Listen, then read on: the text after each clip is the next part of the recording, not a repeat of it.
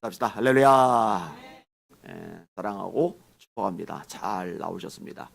링컨 대통령이 미국의 16대 대통령이죠. 학력이 어머니 발제해서 성경을 들으면서 성경을 읽으면서 자란 그런 인물이 링컨입니다. 제가 종종 언급하지만 링컨의 연설문을 영어로 된 걸 제가 읽은 적이 있는데 깜짝 놀래요. 설교문인지 정치인의 연설문인지 구분이 안 갈 정도로 성경 구절이 엄청나게 인용이 됩니다.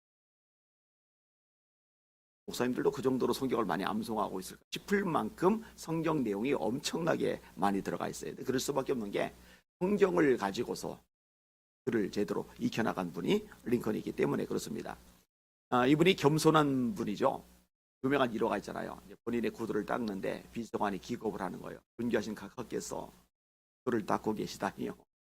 존귀하신 각하께서 구두를 닦고 계시다니요. 우리나라는 권세좀 있으면 갑질하잖아요. 불림하고 지배하고 명령하고 지시하고 아주 못된 그런 습관이 있는데 링컨은 이제 그렇지가 않은 거예요. 내가 내 구두를 닦는 게 무슨 문제란 말인가? 심플한 대답이죠. 내가 내 구두를 닦는 게 무슨 문제란 말인가? 겸손한 사람이란 말이에요. 이분이요, 자기를 무시하는 사람들에게도요, 안가품하거나 보복을 하는 게 없어요. 우리나라는 뭐 정치 보복이 아주 늘 일상화돼 있어요. 가슴 아픈 일이죠. 그 미국의 대통령 중에 당이 바뀐다고 해서 막 감옥에 쳐넣지는 않잖아요. 우리는 죄다 집어넣어요, 죄다. 전임 대통령이 뭐 오류가 없고 하자가 전혀 없어서 비리가 전혀 없어서 그러는 걸까? 아니에요. 그 예우를 해주는 거거든요. 우리는 이게 참 안타까운 현실인 것 같아요. 링컨 대통령이 신분이 낮잖아요. 그리고 이제 그 당시에 정치인들 중에 집안 자체가 빵빵한 명문가 집안 사람들 있잖아요. 이 명문가 집안 사람들이 보는데 링컨이 마음에 안 드는 거예요. 저 하찮은 집안 사람, 저 가난한 집안 사람, 학력도 낮은 사람이 우리 위에 대통령으로 있다니 속으로 무시하는 마음이 많은 거예요. 이렇게 무시하는 사람의 대표적인 사람 중에 하나가 윌리엄 스워드 국무장관입니다. 저 링컨은 대통령이 돼서는 안 될 사람, 시골 사람인데 대통령이 됐다. 그러니 자기처럼 역량이 있고 실력이 있고 똑똑한 사람이 휘둘러야 된다. 이런 이제 좋지 못한 사고방식을 가지고 있어요. 이 사람뿐만이 아니더라고요. 재무장관인 시몬 체이스도 비슷한 생각을 해요. 그런데요, 이런 생각들을 알면은 이런 인간들을 장관으로 놔두면 안 되겠다. 내 위치가 불안정하겠다 하고 속아낼 생각을 할 만한데 그러지는 않아요. 충성, 나라를 향한 이 충성된 마음을 불지피면서 나한테는 뭐 그렇게 좋은 마음 안 가더라도 역량이 되고 이 나라의 미합중국의 보탬이 된다면은 이들이 그 역할을 할 수 있도록 해주자. 근데 이제 세월이 지나면서 링컨의 중심을 그 크기와 넓이를 알아가면서 사람들이 점점 승복해 나가잖아요. 스탠튼 같은 사람은 이제 가장 유명한 일화를 남긴 사람이죠. 링컨을 두얼군의 사나이, 원숭이, 뭐 별의별 묘욕적인 말을 다 했는데 이 사람을 국방부 장관으로 세웠잖아요. 참모들이 반대를 다 하는데 각하를 모독한 사람을 왜 세웁니까? 그 사람이 국방부 장관으로서는 적임자라는 거예요. 링컨이 암살당해 죽었을 때 가장 슬퍼서 통곡하던 사람이 스탠튼 장관이라고 알려져 있죠. 겸손한 사람이고 겸손한 사람. 특별히 하나님 앞에서 겸손해요. 링컨이 남북 전쟁 때 남겼던 말입니다. 나는 몇 번이고 무릎을 꿇고 기도하지 않을 수 없었습니다. 기도 외에는 할 수 있는 것이 없다는 것을 확신했기 때문입니다. 나 자신의 지혜로 또는 주의 모든 사람의 지혜로 그런 사태에 대처하는데 불충분하다고 생각했기 때문입니다. 여러분 기도하세요. 대한민국 땅에도 하나님 앞에서 겸손한 지도자들이 세워지게 하여 주시옵소서. 하나님 앞에 납작 엎드릴 수 있는 그런 지도자들이 세워지게 하여 주시옵소서. 사실 겸손은 어려워요. 왜 겸손이 어렵냐? 우리 본성하고 거슬립니다. 여러분, 사람이요, 남들보다 형편이 좀 초라하고 가진 것 없고 뭐 이런저런 면에서 부족한 면이 많다 하더라도요, 이런 사람들조차도 그 속에 교만한 마음이 있습니다. 이런 사람들도요, 자기만 못한 사람 깔보고요, 우월감 느끼고요, 자기만 못한 사람 비웃고요, 위세 떨고요, 이런 것들이 사람에게 있어요. 이게 사람의 본성입니다. 그런데요, 남들이 볼 때 이게 별 볼 일 없는 사람도 그럴진데 남보다 돈이 좀 많다, 남보다 권력이 좀 있다, 남보다 좀 학력이 좀 있다, 남보다 인물이 좀 좋다, 남보다 뭔가 장점 재능들이 좀 많다 그래봐요. 그러면요 교만하기 딱 좋아요. 이 사람의 본성이거든요. 그리고요 이 세상의 문화와 흐름이라는 게 그래요. 겸손하면은요 대접받고 인정받고 존경받는 게 아니에요. 인격자라고 박수를 받는 게 아니에요. 겸손하면은요 은연중에 깐보는 게 있어요. 사람들이 좀 센 사람 같아 보이면은요 숙이고 들어가고요, 만만해 보이는 사람 같으면은요 밟으려고 들고, 이런 못된 죄성들이 사람에게 있어요. 그래서 이런 문화권 속에서 겸손하다 쉽지가 않아요. 여러분 접촉사 한번 나와요. 일단 목소리 크게 내는 거 참 못된 습성이죠. 목소리 내고 자식할 필요 없어요. 가만히 있어도 돼요. 보험사 직원 부르면은 알아서 다 조사하고 결론 내려줘요. 근데 문 열자마자 소리부터 막 질러대는 이 참 안 좋은 습성, 이 교만한 거죠. 여러분 기억하세요. 하나님이 교만한 자를 싫어하신다는 거. 교만한 자를 하나님이 굉장히 마음에 들어지 않으신다는 거. 여러분 이거 잊으시면 안 됩니다. 느부갓네살 왕이 교만하죠. 내가. 하나님이 이 머리 손을 대세요. 7년 정도 이 머리가 제 기능을 발휘를 못하는 거예요. 정신질환이 생겨버린 거예요. 그 얼마나 신세가 처량합니까? 통치를 못해요. 통치를. 바울 보세요. 하나님이 처음에 왕 삼으려고 하실 때 겸손했어요. 진보딸이 뒤에 숨어 있었잖아요. 사무엘이 뭐라 그래요? 왕이 스스로 작게 여길 때, 이 표현이 나와요. 왕이 스스로 작게 여길 때, 그때 하나님이 왕 삼으셨습니다. 그 얘기는 뭘 말하는 거예요? 왜 왕이 되고 나서 스스로 작게 여기던 그 겸손한 마음 내버렸나는 거죠. 왕이 되니까 달라지는 거예요. 교만해지는 거예요. 자기가 뭐라도 된 줄 착각하는 거예요. 이게 다윗하고의 결정적인 차이점 중에 하나죠. 헤롯이 분봉왕인데 황제도 아니에요. 황제가 임명한 분봉왕인데 빛난 옷을 입고 연설을 해요. 백성들이 환호를 하는 거예요. 이거는 사람의 손이 아니고 신의 소리야. 그러면 얼른 유대 문화권에 익숙하잖아요. 비록 이두메 출신, 에돔 출신이지만 유대 땅이 분봉왕이니까 유대인들 환심을 얻으려고 성전도 지어줬던 인물이니까, 그러니까 하나님의 존재에서 들었을 거 아니에요. 내가 아무리 그래도지 하나님 이런 취급받는 건 안 돼. 너희들 조심해. 그걸 말려야 되잖아요. 그걸 은근히 즐겨요. 하나님의 소리야, 신의 소리야. 하나님께 영광을 돌리지 아니하므로 하나님께서 치시니 벌레에 먹혀 죽으니라. 이게 성경에 기록된 내용이죠. 죄송해요. 그 성전을 지은 헤롯하고 아마 다른 인물한테 제가 약간 착오를 일으킨 것 같아요. 아무튼 간에 영광은 하나님께 돌려야 되는데 그 영광을 본인이 받아 누리면서 교만 떨다가 벌레 먹혀서 죽었다. 이게 얼마나 안타까운 일입니까? 성경이 말씀합니다. 따라합시다. 교만은 패망의 선복이요, 거만한 마음은 넘어짐의 앞잡이니라. 망하는 길이다 이거죠. 끝난다 이거죠. 여러분 한 사람도 교만해지지 마시기를 주님의 이름으로 축원합니다. 절대 유익이 없는 게 교만입니다. 이 반면에 이 겸손한 사람은 하나님이 붙들어 주신대. 오늘 본문의 내용이잖아요. 하나님이 겸손한 사람은 붙들어 주신다. 이게 무슨 의미입니까? 첫째로 하나님이 붙들어 주시면 일단 잘 안 넘어지겠죠. 그럼 잘 들으세요. 애기들이 막 뻘뻘뻘 그러고 다니다가 자빠진단 말이에요. 근데 아버지하고 손을 꽉 잡고 있으면 아버지가 이렇게 붙들어 주면은요 안 넘어져요. 그죠? 안 넘어져요. 자, 두 번째로 설사 넘어졌다 치더라도 일으켜 줄 수가 있죠. 그죠?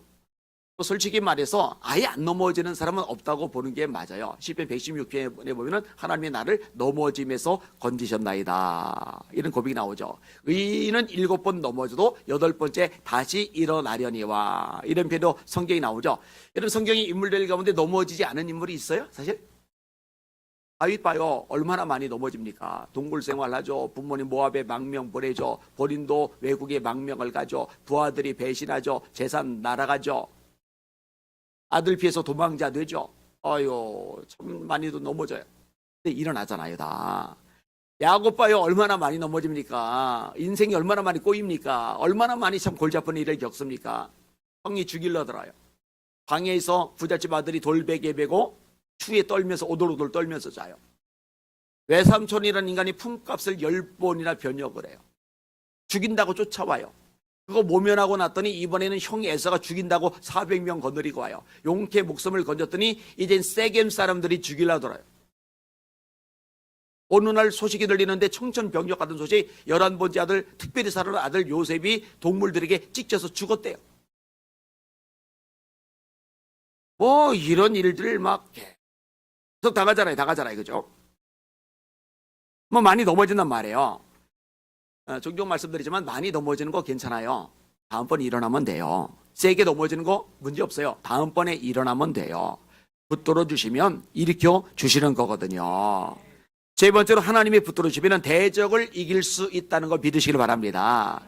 주께서 원수의 목전에서 내게 상을 베푸시고 기름으로 내 머리에 바르셨으니 내 잔이 넘치나이다. 시편 23편의 말씀이잖아요. 원수가 나를 잡아 죽이려고 밟으려고 왔는데 못 건드려요. 왜? 하나님이 함께 하시니까. 여러분, 하나님이 나를 붙들고 계시다는 얘기는 함께 하신다는 얘기잖아요. 상을 차려주셨다. 이거 밥상을 말하거든요.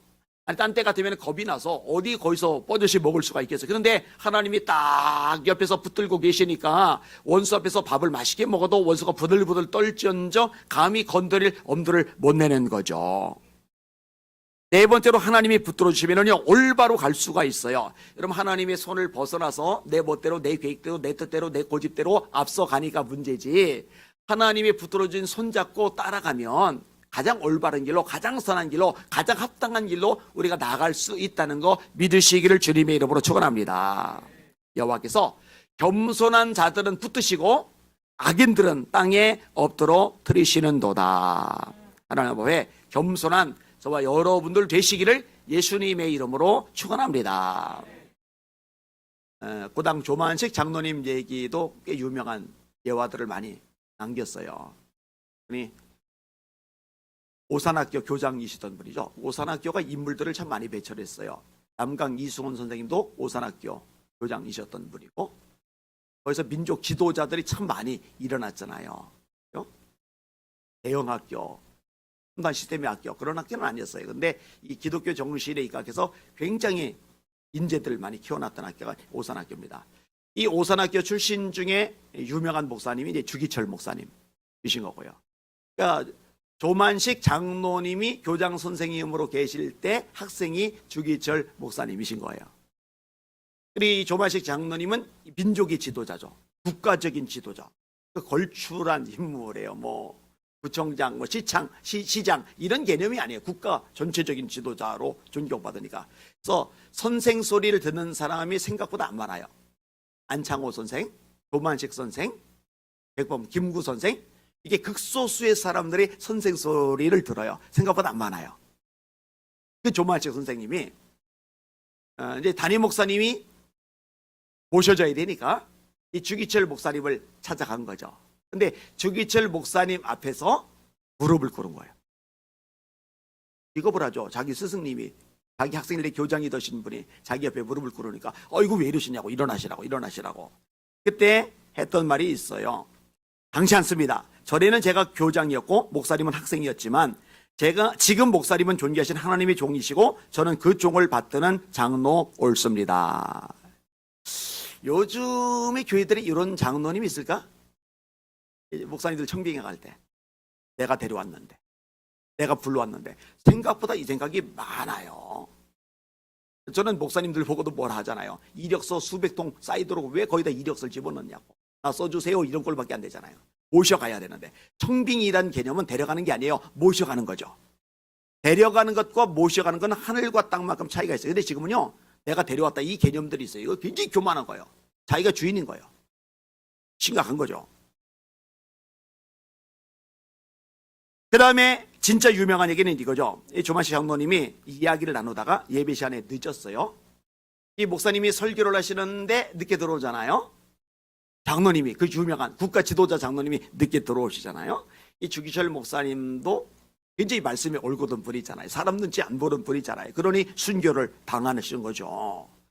늦게 들어오는 조만식 장로님을 향해서 말하는 거예요. 장로님, 오늘은 의자에 앉지 말고 거기 서서 예배 드십시오. 여러분, 이런 일을 교인들이 다 보는 앞에서 당하면은 보통 어떨 것 같아요? 감정 상하죠. 창피하죠. 열받죠. 씩씩거릴 만하죠. 자, 예배를 받으렸어요. 서서 설교를 마친 다음에 실 목사님도 대단해요. 자, 장로님 기도 좀 하시죠. 여러분 같으면 기도하겠어요? 기도 나오겠어요? 개망신 당했는데 지금 교를 다 보는 앞에서. 근데 울면서 이렇게 기도를 해요. 하나님 아버지, 이 죄인을 용서하여 주옵소서. 애국 운동한다고 사람을 만나다 하나님을 만나는 예배 시간에 늦었습니다. 목사님의 마음이 얼마나 아프시면 설교하다 말고 이토록 책망하셨겠습니까? 하나님의 종의 마음을 아프게 한 죄를 사하여 주옵소서. 은혜로운 설교 듣던 성도들이 은혜 받는 것을 방해한 죄를 용서하여 주시옵소서. 울어요. 그러니까 목사님도 울고 성도들도 울고. 이런 교회가 어떤 토양을 가지겠느냐고요. 겸손한 거예요, 겸손. 여기는 여러분들 전부 다 겸손한 종들 되시길 바랍니다. 목회자들도 마찬가지예요. 개척교회 때 겸손하다가 교회가 커지면은 이상해지는 분들 있어요. 그러면 이제 망하는 거예요. 망조예요, 망조. 자, 목회자건 성도건 하나님 앞에서 납작 엎드리고 서로 대하면서 겸손하게 상대방을 세워주고 높여주는 이런 진실한 성도들이 가득한 교회가 되어야 주님께서 기뻐하시는 교회일 줄 믿습니다. 따라합시다. 각각 자기보다 남을 낮게 여기고 각각 자기 일을 돌아볼 뿐더러 또한 각각 다른 사람들의 일을 돌아보아 나의 기쁨을 충만하게 하라. 하나님은 겸손한 사람을 붙들어 주십니다. 기도합니다. 하나님 아버지, 겸손한 종들 되게 하여 주시옵소서.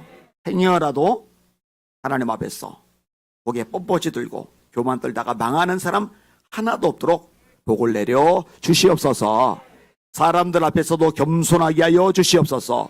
군림하고 지배하고 이런 사람 말고 섬겨주고 사랑하고 친절 베풀고 봉사하고 상대방의 발을 씻어주는 이런 종들이 가득한 교회가 되게 하여 주시옵소서. 예수님 말씀하셨습니다. 너희가 나를 주 또는 선생이라니 너희 말이 옳도다. 내가 주 또는 선생이 되어 너희 발을 씻겼으니 너희도 서로 발을 씻기는 것이 마땅하니라. 내가 너에게 행한 것 같이 행하게 하리하여 너에게 본을 보였노라. 예수님 겸손하신 본받아 겸손으로 살다가 주님 앞에 서는, 주님의 뿌듯심을 경험하고 살다가 주님 앞에 서는 우리 모두 되게 하여 주시옵소서. 예수님 이름으로 간절히 기도합나이다. 아멘.